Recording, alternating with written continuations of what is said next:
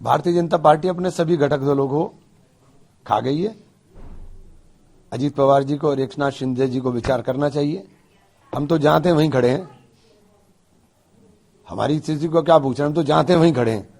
लेकिन एकनाथ शिंदे और अजीत पवार जी से पूछिए कि वो कहां खड़े हैं, उनको तो खा गई भारतीय जनता पार्टी। अगले चुनाव तक उनका अस्तित्व खत्म हो जाएगा, उनको विचार करना चाहिए। किस तरह से आप देखते हैं कि बीजेपी ने 89 सीटें जीती, शिवसेना 65 सीटों पर, और यूटीपी जो है वो 65 पे रही है, शिवसेना 29 पर, कांग्रेस मात्र 24 बार ही जीती। तो पहले भी तो 30 ही थे यार, ऐसा कोई स्थिति नहीं है। ये जो आप प्रचारित कर रहे हो ऐसी कोई स्थिति नहीं है। हम तो जहां खड़े थे वहीं खड़े हैं। लेकिन जो घटक दल हैं जो उनके साथ थे उनका अस्तित्व खत्म हो गया, उनका अस्तित्व मिट गया। जो बीएमसी में शिवसेना का झंडा फहराते थे उन शिव सैनिकों को सोचना चाहिए कि 45 साल के बाद वहां से उनका कब्जा ही खत्म हो गया। चाहे वो एकनाथ शिंदे अपने आप को शिव सैनिक कहते हो या उद्धव जी, तो ये तो उनको देखना चाहिए कि उनके जो घटक दल है उनको खत्म कर दिया। यही हाल एनसीपी का है, अजीत पवार साहब को भी खत्म कर दिया। तो भारतीय जनता पार्टी तो अपने घटक दलों को खत्म करने पर ज्यादा विश्वास करती है। अजीत पवार जी ने तो खुद इसको स्वीकार किया है कि मैं स्वीकार करता हूं अपनी हार को, और आगे हम लोग इस चीज का आगे क्या करेंगे, सरकार छोड़िए, सत्ता का मोह छोड़िए अगर पार्टी बचानी है, वरना आप लोगों की पार्टी गई। उधर मुख्यमंत्री देवेंद्र फडणवीस कह रहे हैं कि यह जीत जो है वो मोदी जी की जीत है, और विशेष रूप से जनता हमारे विकास के एजेंडे का समर्थन कर रही है। जहां जीतते हैं वहां मोदी जी की जीत है, जहां हारते हैं वहां इनकी हार है। तो ये तो कहना ही है इनको, इसमें क्या फर्क पड़ रहा है। खुद मोदी जी ने भी इस चीज का ट्वीट किया कि एनडी को आशीर्वाद देने के लिए मुंबई के सभी लोगों का मैं धन्यवाद करता हूं, उनका आभारी हूं। ठीक, तो ये तो उनका काम है भाई, ये तो उनका काम है, इसमें हम क्या कहें। वहीं अगर देखें आपके हमारे प्रदेश के बराबर में प्रदेश है उत्तराखंड, वहाँ अलग तरह की राजनीति आप देख भी रहे हैं, पिछले काफी समय चल रही है। और वहाँ पर उत्तराखंड के अंदर जो हर की पौड़ी है हरिद्वार के अंदर, वहाँ गैर मुस्लिमों मतलब गैर हिंदुओं का आना वर्जित किया, और इस तरह के पोस्टर लगाए गए हैं। अच्छा मुझे एक बात बताइए, ये गैर हिंदुओं का आना वर्जित क्या इन्होंने किया है? इन्होंने किया है क्या? पोस्टर लगाए हैं। नहीं, इन्होंने किया है क्या? आपको नहीं पता वहां पहले से ही वर्जित है? ये तो पहले से ही वर्जित है, जब तो आपका जन्म भी नहीं हुआ था वहां, ये तो तब से वर्जित है। और इसमें कोई बुराई भी नहीं है, इसमें कोई बुराई भी नहीं है, ये तो पहले से वर्जित है। लेकिन इन्होंने तो नफरत फैलानी है। ये कोई नई बात तो हो नहीं गई कि नई बात हो गई है। इन्हें तो मजारों को तोड़कर, मस्जिदों को तोड़ करके नफरत पैदा करनी है, बस, इसके अलावा कोई काम नहीं है। एक नैरेटिव सेट करना है, उसी नैरेटिव के ऊपर ये काम कर रहे हैं, इसके अलावा तो कोई काम है नहीं इनका। क्योंकि विकास इनके पास है नहीं। जिस विकास का दम भरते हुए आए थे, ग्रोथ रेट आईएमएफ ने 6.5 बता दिया, तो उसके ऊपर नाच रहे हैं, खुश हो रहे हैं। तो अपने बर्बादी पर नाच रहे हो आप। जब आप 5 ट्रिलियन इकोनॉमी की बात करते थे, तो 5 ट्रिलियन इकोनॉमी के लिए तो 10% ग्रोथ रेट मिनिमम चाहिए।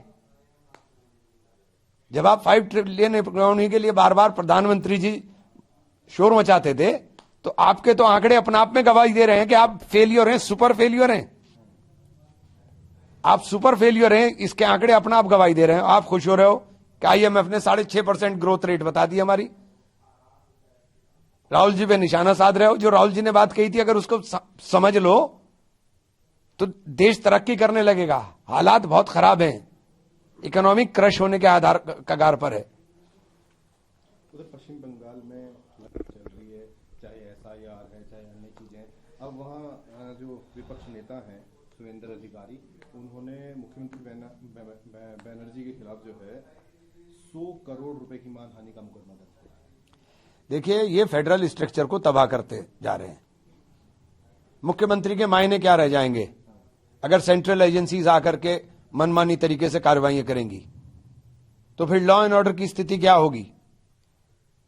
सेंट्रल एजेंसीज को लॉ एंड ऑर्डर से मतलब होता नहीं। ये जो फेडरल स्ट्रक्चर के अंदर चेक एंड बैलेंस की व्यवस्था की गई थी, वो चेक एंड बैलेंस को आप लगातार खत्म कर रहे हो और तानाशाही की तरफ देश को लेकर के जा रहे हो। एकाधिकारवाद की तरफ जब जब जाएंगे, जब जब जनता का नुकसान होगा, लोगों का नुकसान होगा। वहीं अभिषेक बनर्जी जो सांसद हैं वहीं से ही वो कह रहे हैं कि मेरे संपर्क में जो है तृणमूल कांग्रेस के संपर्क में 2 भाजपा के विधायक थे, वो तृणमूल कांग्रेस में आना चाहते थे लेकिन मैंने उनको लिया नहीं। अभी ये तो उनकी बात है, इसमें मैं क्या बोल सकता हूँ। वहीं आरएसएस प्रमुख मोहन भागवत ने जो कहा है कि भारत में चाहे कुछ भी अच्छा हो या बुरा हो, हिंदुओं से इसके बारे में पूछा जाएगा हमेशा। पता नहीं उन्होंने किस परिप्रेक्ष्य में कहा, केवल हिंदुओं से क्यों पूछा जाएगा। देश के रहने वाले प्रत्येक नागरिक की जिम्मेदारी है कि वो अपने देश के लिए, तरक्की के लिए, अपने देश के विकास के लिए सोचे और काम करे, जो देश के अंदर रहने वाले नागरिक हैं।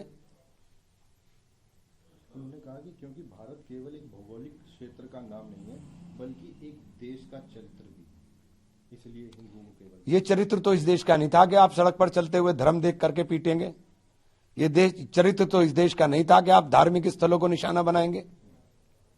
ये चरित्र तो इस देश का नहीं है कि जहां आप धर्म की बुनियाद पर या जाति की बुनियाद के ऊपर नफरत पैदा करेंगे। ये हमारे देश का चरित्र नहीं है। राहुल गांधी जी जो है आज इंदौर में गए हैं, वहां पे जो दूषित पानी पीने से कई लोगों की मौत हुई, उसको लोगों से मिलने गए और फिलहाल जो है वो बॉम्बे हॉस्पिटल पहुंचे। देखिए, राहुल जी तो देश के हर शोषित के साथ, वंचित के साथ, पीड़ित के साथ खड़े हुए हैं। ईरान की हालत स्थिति को देखते हुए क्या कहें? मैं कल गया था विदेश मंत्रालय, मेरी जॉइंट सेक्रेटरी से मुलाकात हुई थी जो इस पूरे रीजन को देखते हैं। वहां हालात नॉर्मलसी की तरफ हैं। जिस तरह से वहां डिस्टर्ब करने की साजिश की गई, क्योंकि मस्जिदें जलाई गई, लाइब्रेरी जला दी गई। मैं एक बात, शिया बहुल वो कंट्री है, कोई शिया इमाम बाड़े को या मस्जिद को या अपनी जियारतों को किसी भी कीमत पे, वो कितना भी खराब हो, वो नुकसान नहीं पहुंचा सकता है। ये सब लोग बाहरी लोग थे और बाहरी ताकतें ईरान को डिस्टर्ब करना चाहती हैं। और ईरान ने तमाम प्रतिबंधों के बावजूद अपने आप को साबित करके दिखा दिया कि ईरान एक शक्ति है, ईरान एक ताकत है और हमारा दोस्त है ईरान, हम ईरान के साथ हैं। लगातार वहां से जो है जम्मू कश्मीर के नेता और बाकी नेता भी अपने जो लोग हैं वहां से उनको लाने की कोशिश करते हैं। अब भारत सरकार ने मैं भी गया था वहां, इसीलिए गया था कि वहां से लोगों को लाया जाए। लेकिन दिक्कत क्या हो रही है, मैं कह रहा ना कि शिया कभी भी इन चीजों को नुकसान नहीं पहुंचा। इसने हालात में भी कोई फ्लाइट खाली नहीं है ईरान की जो जा रही है, लगातार लोग जा रहे हैं। वो मेरे से कह रहे थे कि साहब जो जाने वाला लोड है वो कम ही नहीं हो पा रहा है। अगर कभी एविक्शन की जरूरत हुई तो हमारे सामने तो बड़ी प्रॉब्लम आ जाएगी। तो मैं भी अपील करूंगा कि जरा सा माहौल थोड़ा सा ठीक हो जाए तभी वहां जाएं।